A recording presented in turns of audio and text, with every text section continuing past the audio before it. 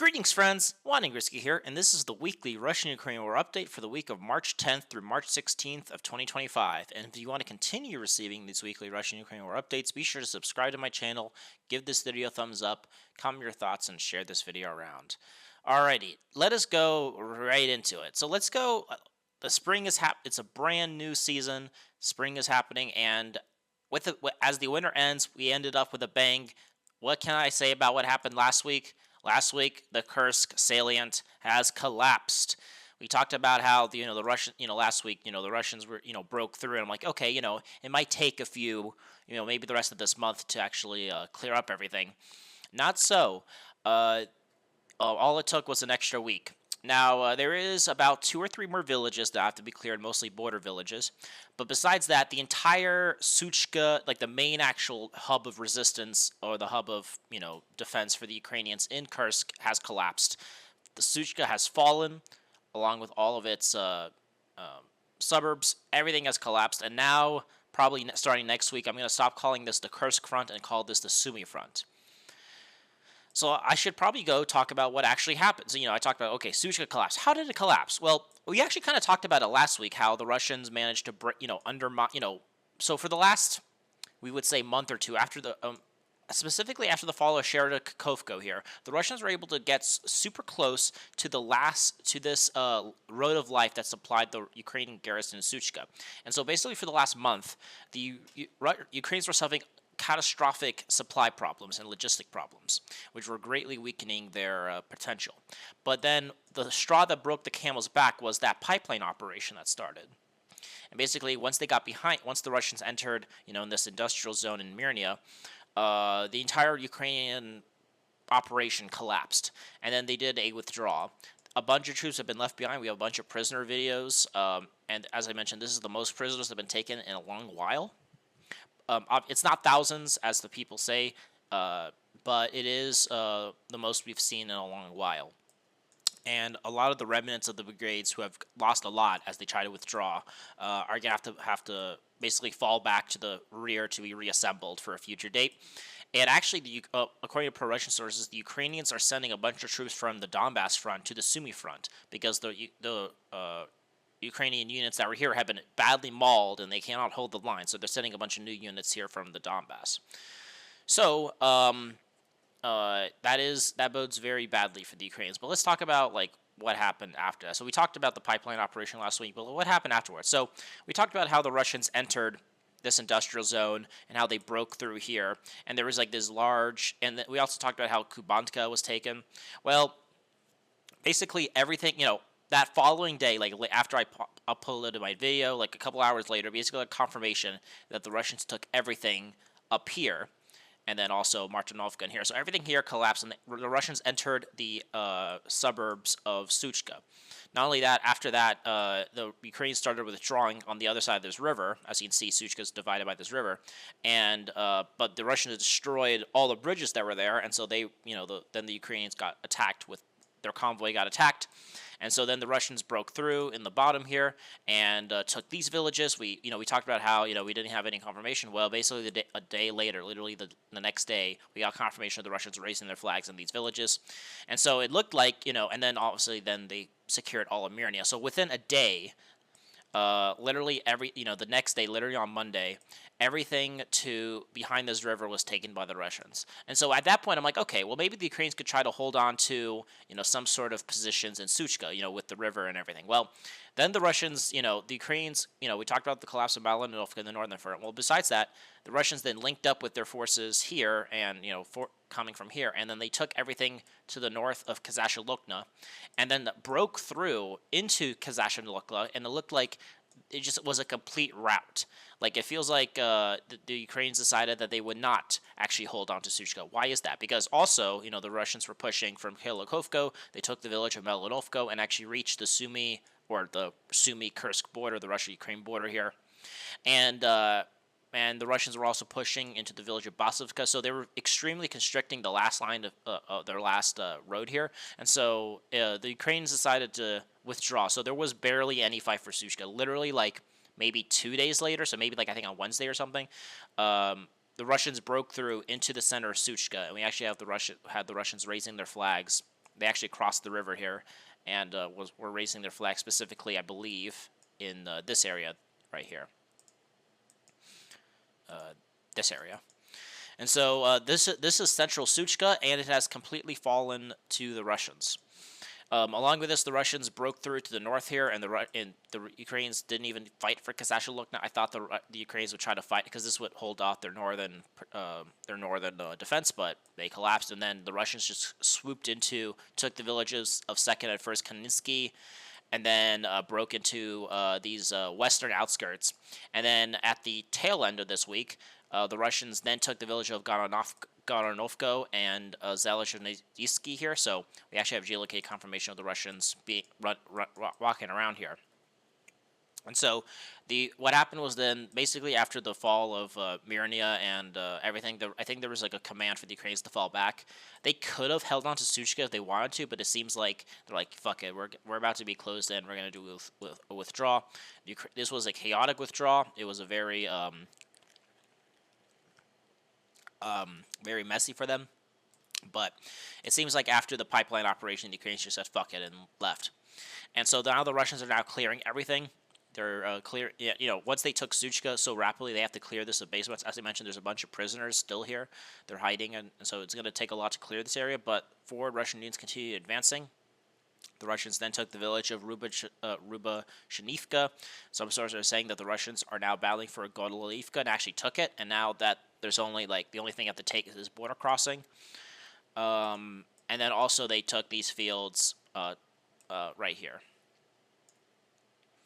And so after that, so the Russians are now pushing right towards the border. The only thing left is, right now they're battling is for the village of Olashinivka, which also with this border crossing, according to pro-Russian sources, Golovka has been taken. And so the only thing the Russians have to take is basically this border crossing point, and then they'll be finally reaching it. And then the only other thing that the Russians have is, or the Ukrainians have, is this small these fields in the south here with these two villages of Gwaino and Gorno. Pro-Russian sources are saying that the battle for Gwaino is ongoing, that the Russians and Ukrainians are battling over this village, and so we don't have any confirmation of who controls it yet, but most sources are saying that the battle is going on for this village. I have no doubts that the Russians will take it. The Ukrainians are putting up a very first fight because they are worried that the Russians will take the village of Miropilia. You might be wondering, why would the Russians do that? Well, as you can see, Miropilia is on the other side of this river here that kind of goes like this here. And so, as you can see, there's actually this big protrusion that kind of goes into here, and this actually would help if the Russians could flatten this front line and take Miropilia. This could give them a very solid staging point on this eastern flank of Sumy. And so they're trying to hold off the Russians from breaking through here, because if they could hold the Russians off here, it would be very much harder for the Russians to take Miropilia and take this entire and squeeze out this pimple, as I call it. But in any case, the Russians are battling for Gwaino, and I wouldn't be surprised if the Russians do try to take Miropilia once they take these two villages here. But yeah, so the Russians are breaking through. The Kursk salient is gone, my dudes. Like, there is nothing more to talk about. Like, it's over. And now, what we should expect is the Russians will probably reach the Sumy Kursk border here, soon. They'll probably clear up these two villages. And then start battling for Miropilia and squeeze this pimple. Once that happens, what are they going to do? I want to talk a little bit because the Russians Putin actually visited the Kursk front, and they talked about what exactly what to do next. And he actually mentioned to Gerasimov, hey, I want you to create a Sumy a small security zone in Sumy, like they were trying to do in Kharkov before they abandoned that. And so I want to talk about what the Russians might do. And there's a lot of things the Russians could do in this area. One thing is the Russians could continue doing, as Putin said, to create a security zone in Sumy. Another thing is they could take the forces from Sumy and bring them over to other parts of the front. We shall see.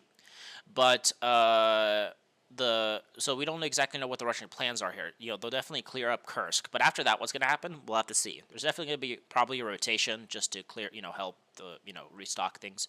But I do think the Russians will push into Sumy just to make things a little bit more complicated for the Ukrainians. What do I mean by that? So first of all, we could see that the Russians are already pushing into Sumy. And speaking of the devil, the Russians actually entered the village of Basovka, and sources are saying that the Russians took everything to the Basovka. So Basovka is split in half by this river, and so the Russians took the eastern part of this village. And so now only the western part is remaining. However, once the Russians enter this border crossing, I have no doubts that they'll also take the rest of Basovka, and then we'll have something like this going on here, something like this. And the main goal for the Russians here is the village of Yunonagivka. This is where the Ukrainians are falling back to. This is where they're putting up their next defense. However, I do see that the Russians could try to push, probably starting from at least from Kindergorivka or Volta Marivka, and pushing down, using these roads to push down all the way to this, all the way down here first.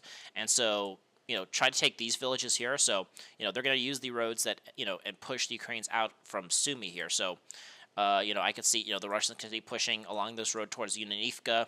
I could see them pushing down from Basovka. I could see them pushing already from their positions in Rakivlia to reach here. And then I could also see them pushing down here towards the village of Oleshzivka here. And so the main goal here will be to take everything like this. And then they could have, have the front line be a bit more flattened. And then I could also see them pushing a little bit further south towards the forest. Now, once the Russians reach the forest, it'll be a bit hard because, again, fighting in the forest might be very hard. However, so I don't think the Russians will continue pushing towards Sumy, but I do think that, I don't think they need to take Sumy. But I do think that they might, at the maximum extent, I think, for now, the Russians will probably take something like this. So everything above this red line will probably be the Sumy buffer zone. Now, that being said, that's just a small part of Sumy. There is still a bunch of Sumy that is, that could still pose a risk for the Russians. Because if you scroll up here, right, this is all of Sumy right here. And the place we talked about is basically only in this section right here. So as you can see, if they want to create a buffer zone in Sumy, they'll have to do a lot more. But since all the Russian forces are concentrated in Sudzha, I do think the Russians will push here first of all, and then we shall see if the Russians do anything beyond that. Again, this will, if they want to expand the front a lot, this will, I don't know if the Russians will advance everywhere in Sumy, but it will be a or maybe it's just a limited operation, but we shall see. But I do think if the Russians do want to enter Sumy, that is what I think they'll do. They'll try to flatten the front here, and take something, and then reach the outskirts of these forests here, and then just have these villages have a small little push here, and then we'll see what happens after that. Alrighty, that is the Kursk area. The fall of Sudzha, the fall of I can't say much else here.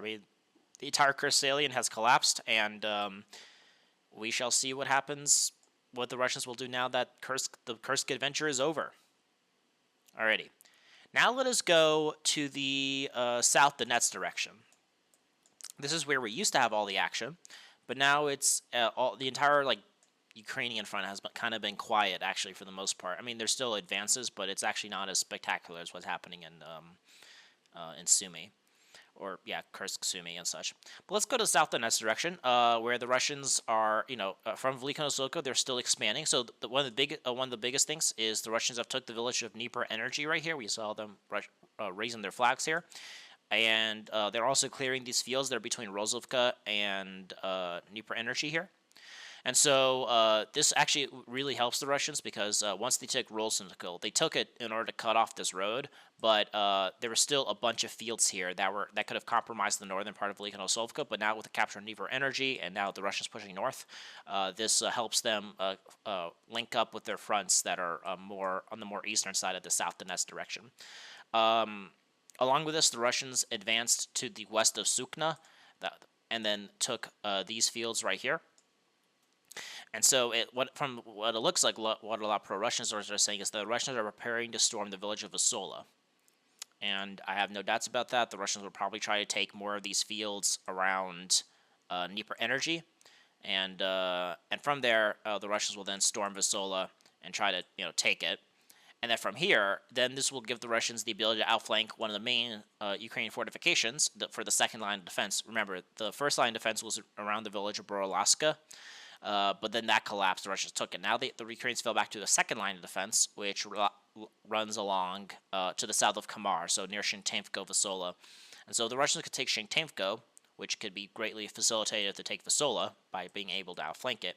Then they'll break the second line defense, and then the battle for Kamar will begin, which is one of the main goals of the Russians in the south in this direction here. So yeah, the Russians are improving their positions north of Velika Novosolivka. Dnieper Energy was taken, and the main goal for the Russians is to take Kamar. The fall of Kamar will basically very much disrupt the Ukrainians that are holding on to the next line defense in Baratar and Olesilivka, and the Russians will then be able to continue advancing here and then push towards the Dnieper Oblast border here. But the Ukrainians are also giving a fight back. Apparently, the Ukrainians are counterattacking Novosilivka. The Russians say they got repelled. The Ukrainians said they pushed the Russians out of this village, but it does show the Ukrainians are counterattacking. They also said there was a counterattack towards Borolaska, which trying to prevent the Russians from pushing out of Borolaska. But in any case, it does show that the Ukrainians are now trying to counterattack and hold the Russians back here. So we're not seeing as much progress as we saw, in late February, for example. But it does show that the Ukrainians are putting up a fight, but the Russians are still advancing, and we shall see if the Russians could try to outflank. And because the main goal for the Russians is to take the village of Velino Polya and Shintemko. These are actually pretty solid villages, so they might take a little bit to take. But if they could somehow outflank it from the east here and take these two villages, the Russians will be in a very good position. So yeah, that's the south and west direction. Now let's go to the Zaporozhye direction. This is actually another interesting thing that's actually happening, and new things are happening. Usually you don't talk about the Kherson Zaporozhye directions because nothing happens there. However, there are things that are happening. Well, in Kherson, nothing's happening. It's mostly everything is, no land changes there. However, in Zaporozhye, there's been a new activation in the western part of Zaporozhye in this area. So this week we actually have confirmation that the Russians have completely taken the village of Pitahaki, and we saw them raising their flag here. Not only that, the Russians are now advancing a little bit to northwest here, and actually took some of these fields here. And it looks like the Russians are now trying to storm the village of Lepkovka, which kind of actually, there's this kind of farm complex here, but then there's a bunch of this one-way street here, which also, so it does make sense for the Russians to try to take some of these, move northwest here to take Lepkovka here. But not only, Petahaki was a place the Ukrainians took during their summer offensive, and the Russians have taken it back. However, so, the Russians have been battling here for a little bit, but what's actually more surprising is that the Russians have broken through these fields and have actually reached the southern outskirts of the village of Mala Sherbeki and Sherbeki. And so we actually have a lot of major progress here. So the Russians pushed through the fields here and actually took everything here. So this is a very big gain for the Russians. Now, we don't know if the Russians have actually taken these villages, or if the Ukrainians will do a counterattack. So, but if by next week we have confirmation the Russians, we have them raising their flags and they take these two villages, this would be very solid progress for the Russians. From that point, I expect that the Russians will then try to take the village of Lepkovka and Stepova. And so, if we kind of look at the bigger picture here, the Russians are trying to take something like this. And then, then they'll be able to, and you're probably wondering, well, what's the goal here? Well, the goal here is to actually improve their positions to start encircling Orekov. Now, Orekov is the main Ukrainian defense in Zaporozhye at the moment. However, and in order to take Orekov, they'll have to encircle it. And, taking Mala Sherbeki, Stepova will cut off one of the main highways from the Orekov from the west. However, this is not where the Orekov gets most of its supplies. Most of the supplies for Orekov comes from this highway here. So it's not like, this would fundamentally constrict too much supply to Orekov, but it will improve the Russians, Russian positioning to start encircling Orekov. The main problem is what will the Russians do between Galiapoli and Orekov. I think the Russians will try to activate here, probably try to reach the village of Omolinsk here to try to get outflank Orekov from the east. But, this is still very good progress for the Russians. At the very least, it does, show that there's some progress going on. I do think after they take these villages, the Russians will then focus on Nova Andriivka and then move towards Novopavlovka. Because then if they could take Nova Andriivka and then, move towards Novopalovka, they could actually put this road under fire control. Luckily for the Ukrainians, this road's on the other side of the Konyanka River, so it'll be hard for the Russians to cross the river to physically cut it, but if the Russians could reach Novopalovka, well, they could put the main supply road under fire control, and then the Ukrainians will only have this one road, this one highway left to supply Orekov. But so yeah, I think the Russians will probably take will have a very good chance of taking these villages, and then after that, I think the Russians will then focus on taking these two villages, and so the front line will go something like this, and then we'll see how the Russians activate on the eastern part, maybe, and who knows, maybe they don't even want to take Orekov. Maybe I'm talking about it as if they're wanting to, but this might be just a pinning operation to drag Ukrainian reinforcements here. So, if they take these villages and that's it, it'll be a small tactical win for the Russians, but maybe the main goal here is just to drag Ukrainian forces here. So yeah, the Russians are now activated on the Zaporizhia front. We shall see if this is just a distracting operation or if there's something more going on here, but we shall watch it. Alright, now let us go to the Pokrovsk direction, where the back and forth battles are extremely intense. What do I mean by that? So one of the biggest battles going on is the battle for Shentenevko. The Russians took this actually very quickly. I thought this would be a very hard battle to take, but the Ukrainians completely collapsed in this area. However, now the Ukrainians are back, and they are now trying to battle for Shentenevko. We actually had geolocate confirmation of the Ukrainians breaking through and actually reaching the southern part of Shentenevko. So I was very surprised by them. Like, holy shit! Like, that means that Shentenevko is very much might be under Ukrainian control almost. However, drinking some water here. But in any case, most sources are now saying that the Russians this was just like a raiding operation, and then the Ukrainians got kicked out. And so now we see that the Ukrainians are still in the northern part of Shentenevko. However, the Russians are still also in like the southern and central part of Shentenevko. So the battle, this back and forth that's going on. Sometimes we see the Ukrainians bombing Russian positions in the center. We see Russians bombing them in the north. So this is a very back and forth. This is a very tough battle for the Russians. But the Russians really need to hold on to Shentenevko. If Shentenevko falls, then this entire grouping, this entire salient in the western part of Kursk will collapse. But it seems like after the Ukrainians have been counterattacking, it looks like they're now slowing down and they're not gaining much of anything here. One thing is also in this this area. We talked about how the Russians pushed the Ukrainians out of, or the Ukrainians pushed the Russians out of Uspenivka. However, so the Russians were getting pushed here. We talked about how the Russians got pushed out of Udachna, and then they had to retreat to this tactical height here near Salonia. However, now it seems like the Russians are now pushing back again, and they are now back into Uspenivka and battling for this accursed village once more. So we shall see if the Russians could hold on to their position to Uspenivka, or if the Ukrainians push them out. We also had geolocate confirmation of the Russians still being in these fields to the south of Udachna. So we shall see if, so it looks like the Russians are actually pushing back. And also we have geolocate confirmation of the Russians still being Kotlina. So all the Ukrainians were trying to, push, and we also have geolocate confirmation of the Russians still being in Peshana. So the Russians are in, they're holding on to all their main, they're holding on to this tactical height. They're holding on to Peshana and Shentenevko. They're holding on to Kotlina.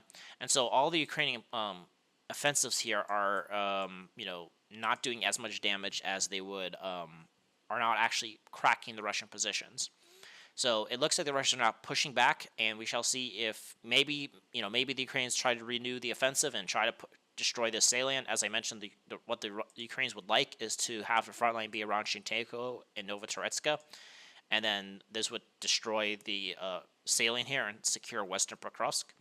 But we shall see if the Russians now are going to go back on the offensive here. So we are going to watch that with interest. And then we also have geolocate confirmation that the Russians are still battling the Ukrainians in southern Listovka. It seems like this village is also contested. The Ukrainians really don't want the Russians to be in this area. So Listovka is also being contested back and forth. So yeah, you could say that the Pokrovsk direction is a back and forth. There is, the Russians are, trying to wrestle Shentenevko back from the Ukrainians, Uspenivka back from the Ukrainians, and the Ukrainians are trying to push the Russians from everything here. So we shall see how this develops in the coming weeks. Alrighty, now let us go to the Tourette's direction. This is also where the Ukrainians were counterattacking the Russians for the last month or so. But this week, also, it seems like while the Ukrainians have not been pushed back, it seems like the Russians are now going on the offensive again and pushing the Ukrainians back. In the Zabalka district, we actually have Giliki. So before that, the Ukrainians looks like they took the western part of the Zabalka micro district, this residential area, but they made no progress this week. In fact, we actually have some. This map is not updated, but we actually have geologic confirmation of the Russians being in this, the center part here, this area right here. So it looks like the Russians are actually pushing the Ukrainians back. The Ukrainians really wanted to take this entire micro district so that then they could outflank and try to reach this mining complex here. But it seems like the Russians or the Ukrainians were not able to take it. In fact, the Russians are now slowly trying to push the Ukrainians out of this Zabalka district. So, they have not pushed the Ukrainians out of it yet. But it does seem like the Russians are now slowly but surely pushing them out. We also have more geolocating confirmation of the Russians pushing the Ukrainians out from this this northern residential area here. The Ukrainians can still hold on to their terracons here and this mining district, like this mine here, and in Krimska. But we do have geolocating confirmation of the Russians being in these northern residential areas. So it seems like the Ukrainian hold here is very tenuous. One thing I will say about this Tourette's direction is that everything, my assumption is that basically everything to the, this entire northern sector right here is actually in a big gray zone that the Ukrainians aren't necessarily in control, but the Russians aren't necessarily in control. It's not like the Russians have solid lines of defense in this area. It does show that, how do you say it? That this entire area is very fluid. I don't think the Russians are actually in control here, or the Ukrainians. I do think there's a bunch of back and forth, like small assault squadrons going in and moving around this residential area in the north. But I do think what this map should show is that everything to the north here, I would say, is like a giant gray zone. The Ukrainians probably are still in this maybe mining district, this mining complex, because it's a very good stronghold. But there's no there's not like a solid line of defense here in the northern part. So the main Russian defense line, I would say, is probably in the center, Touretsk, with this mining complex and the terracons and this, and everything. This is where the Russians are actually holding on. But everything to the north of this red line, I would say, is like this gray zone. The Ukrainians aren't necessarily holding on to positions here, but the Russians aren't necessarily here or something as well. So I do think this is just a very big gray zone, and it will continue being a gray zone until the Russians manage to push the Ukrainians out and such. One thing also to mention about this Tourette's direction is that the Russian MOD said they completely took in the village of Dachna. I believe that's bullshit. I think this is something that the Ukrainians or the Russian command here made up. I don't think they actually controlled Dachna. I think that was something they're trying to say for the command here to say, oh no, everything is under control. I think that was bullshit. I don't think they're actually in control of Dachna. So. But yeah, so that is just something to mention, that they say they claimed this village. I don't believe that until I actually see some video evidence. And yeah. And then also, more to the south here, we also see that the Russians are battling for the village of Tarasovka here. Most sources are saying the battle is mostly for this kind of southern part. But yeah, the battle is for Tarskaya is the main focus on this more western direction of the Tourette's direction here. Alrighty, that is the Tourette's direction. Now let's go to the Chasov Yar direction. Now, one thing this kind of links more to the Tourette's direction here, but the Russians also actually managed to cross the Sovietsky Donetsk Canal here, and looks like they're trying to actually maybe make another point of pressure here for the Ukrainians, because it seems like the Ukrainians are trying to use these fields here to try to attack Touretsk. So maybe the Russians think that if they activate here and distract the Ukrainians, this could help them re-secure Touretsk. But it seems like the Russians crossed the Sovietsky Donetsk Canal near the village of Ozornivka here and actually managed to take some trench networks that are on the other side of the canal here. So we shall see if the Russians could expand their positions here. If they could maybe take something like this would be very good for the Russians. But the bigger bridgehead they could make on the southern Donbass Canal, the better positions they'll have to try to complicate the Ukrainian positions in Touretsk. But in Chasiv Yar itself, we have no big changes this week. The only actually biggest change is actually on the northern part here, is that also the Russian MOD said they have taken the village of Novomarka. We also talked about how about a month or two ago that the Russians also claimed they took Oreka Vasilivka. So if we look at the map here, it's possible that they did this. I do think this is also another bullshit map, like another bullshit attempt here. So this is what the Russians claim. This is definitely something they can do. This is not obviously again not beyond the realm of possibility. But we have no geolocated confirmation of this, and also I do think this is also just something for the Chasiv Yar direction to say, oh, there's something's happening, because there's been no big change. The Russians haven't taken anything in Chasiv Yar in a long while. There's been a lot of battles for Chasiv Yar, but they haven't actually taken any like big, like when they report to the their command, like when the Chasiv Yar direction commander reports to their higher headquarters, they yeah, we're still battling for Chasiv Yar. We took maybe another street or something. That's not a sexy saying. We liberated another town or something like that. So they're trying to say they took Novomarka, but we don't have any confirmation of that.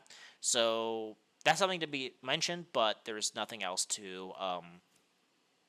We don't have any proof of that. I do think it is bullshit, but we should wait. We should wait and see. Alright, now let us go to the Seversk direction, and there's actually been a lot of interesting things happening in the Seversk direction. One of the biggest things, I don't know if this counts as the Chasiv Yar direction or the Seversk direction. They're kind of in both areas. But in any case, we actually have geolocated confirmation that the Russians did a massive attack to try to take the village of Vasilivka here. And it seems like the Russians actually took everything to the south of this river and took the eastern part of this village. One of the biggest problems for the Russians in this area is that actually the high ground is in the north here. So, in this area right here. So if you actually zoom in here, we actually could see a bunch of trench networks here, I think. Yeah, you can see a bunch of trenches here. So you can see, and the Ukrainians built it on the hills, because obviously the river is on the lowlands. So if the Russians take the village of Vasilivka, the Ukrainians will be in a dominant height position to push the Russians out of here. That's probably why the Russians have not been able to push the Ukrainians out from this village here. But in any case, this is but we do show that the Russians have taken this eastern part of Vasilivka, and we shall see what the Russians do from here. But if they want to make any progress here, I would say that the Russians will have to take these fields to the north here, or take the village of Pazanovo and everything, but that'll be very hard because they'll have to cross a river. Anyway, and then on the more northern part of the Seversk direction, the Russians are finally understanding that taking a village is just more of a symbolic thing. It's more important to actually take something that's tactically useful. And this week we actually have more changes on the Russians taking these fields to the south of Grigorievka and to the north of Verkhin-Magnanska. We have some geolocated confirmation of the Russians taking more of these fields here, taking this. And so if the Russians could keep advancing in these fields here, I was actually going to get a elevation map, but I forgot. But if the Russians could take something like this, these fields here, then they'll have the dominant position, and they'll be able to take Grigorievka and Verkhin-Magnanska actually. And then the front will go something like this. And then the only thing you have to do is also advance in these fields to the south of Verkhin-Magnanska, which I think they'll also do. So then the main goal here will be, once they advance in the fields to the south here and the hills to the north, they'll be able to take something like this. And then from there, they'll also be able to actually secure Vimka. And then that also will make them reach the eastern outskirts of Seversk. From that point, I do think the Russians will then try to advance in these fields here towards the village of Dornivko here, and try to take these hills to the north of Seversk and take Shirobranka. Because then if the Russians could take something like this and move along the rail line, then they'll encircle Seversk from the north. And then from here, the Russians will probably then advance across from their positions on this rail line and try to reach the village of Zanonivka, Kuzminivka, and finally take the village of Perzana. This looks like some sort of SSRI village. But in any case, then they'll be able to encircle Seversk from the south here, move along the river here. And then the only main problem will be the western part of Seversk. But then after that point, I think once the Russians have Seversk surrounded on three sides, they'll then try to advance on all three sides, put this road under fire control, and then slowly but surely take Seversk. So, but again, the command here has been ass, for a long time. So we shall see it'd be a miracle if the Russians actually, it'd be actually a big victory if the Russians even could just take what I mentioned before, just take something like this, take Grigorivka, Verkhovensk can take these fields here. So if the Russians could do this, this would actually be a tactical step forward, which has after the fall of Bilogorivka, which was actually a very good gain for the Russians. But after that, we shall see if the Russians could expand their, if they could take the next step here. Alrighty, now we're going to go to the Liman direction, and this is where the Russians are also improving their positions in their bridgehead here, in the Ivanovka bridgehead. We talked about how the Russians took the village of Novolupka a week or two ago, and this week we actually have geolocate confirmation that the Russians have taken more of these fields between, pushing more along the Donetsk and Luhansk borders. It seems like probably what the Russians will probably try to do is try to reach the northern part of one of the main goals for the Russians, which is to take this village of Kolodosivsky here. And probably to do that, the Russians will continue pushing and also try to link up their Makivka bridgehead here with their positions here. So the Russians will probably continue pushing north here, probably try to take these fields here to actually link up their Ivanovka bridgehead with their Makivka bridgehead. And then once they do that, the Russians will then probably continue pushing this way towards the village of Nova, try to cut off one of those roads here, probably take something like this. And then from here, they could then push toward and then encircle Kozylovka and take it. So the main goal for the Russians here will probably be something like this. Take something like this. And if they could do that, this will make them a very solid bridgehead here on the other side of the Zhierbets River. And from here, they could then improve their positions, probably to start encircling Liman. But that is still a little bit ways away. And then further north here, we have the Russians are also battling for the Ukrainians are trying to counterattack to push the Russians back from Didivka, which they took a few weeks ago, but the Ukrainians got pushed back from here. The Russians will really want to secure their positions here because they need to take these last villages to be able to completely secure the Luhansk Oblast. But in any case,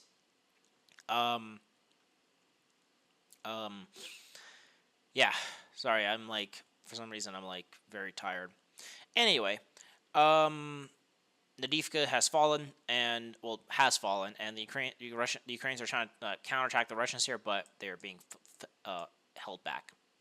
And then lastly, in the Kupiansk direction, there's only been some small changes here. One of the biggest changes actually is that the Russians, we had geolocate confirmation of the Russians attacking Ukraine, getting attacked in the southern part of Zharzova here. So it looks like the Russians retook this village. I don't know how secure it is, but if the Russians could hold on to this village, this would really secure their positions here. What the Russians need to do is probably, from their position in Lazova, try to take the village of Novokrolatovka, take everything here, and try to take the village of Buislavka here. If they could take something like this, this will very much secure their southern flank here.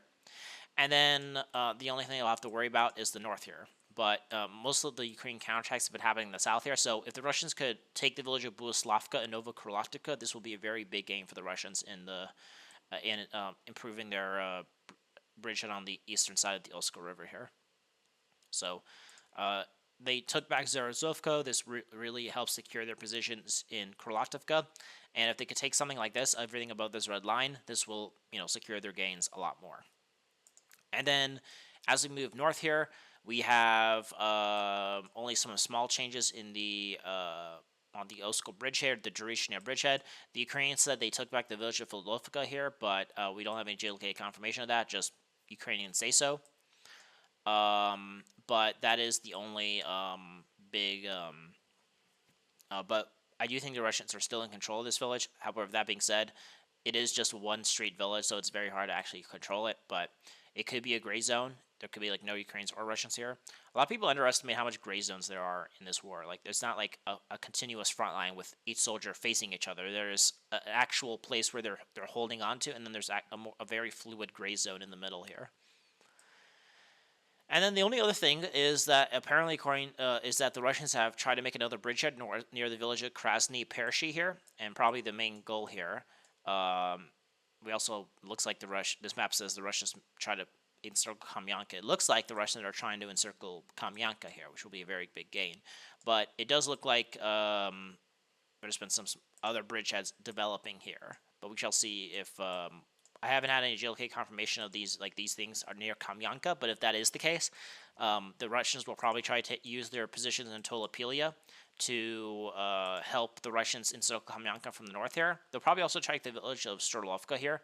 So if they could take something like this, make this bridgehead in the north here, and then from in the south here, if they could take the village of Krasny Pershi, and then take something like this, then they could start encircling Kamyanka. And then if they can take Kamyanka, this will make them have a very solid position on the northern part of the Kupiansk bridgehead here. Because Kamyanka is a very big village. It's like Durichnia, but it'll be another area the Russians could stage their troops in. But yeah, that is the Kupiansk direction, and there's been no changes in the Kharkov direction. Alrighty, that is the end of this video. Hope you guys enjoyed this video. Oh, by the way, there's also been like a ceasefire proposal proposed. One thing I will say about that is that this the ceasefire would be a terrible deal for the Russians, and I talked about why Trump's peace deal would be absolute ass. Check out my video on that.